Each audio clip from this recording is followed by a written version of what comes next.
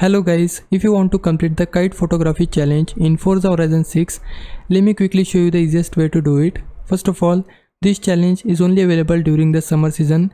There are a few different locations where you can find the kites, but I'm going to show you one simple spot that works really well. You want to head over to this area right here, which is located northeast of the Horizon Stadium. Now sometimes the kites may not appear for you normally, so if that happens, there is an easy workaround you can use. What you want to do is open the pause menu, then go into the creative hub. From there, head into Horizon Event Lab and select play challenges. After that, use the search option that you can see at the bottom of the screen. Now you just want to enter the share code right here. This will bring up the kite photography event challenge. Once you find it, simply launch the event. As soon as the event starts, you should immediately see the kites over on the right side. From there, all you need to do is open photo mode and take a picture. And there we go, the photography challenge is completed. Leave a like and subscribe my channel.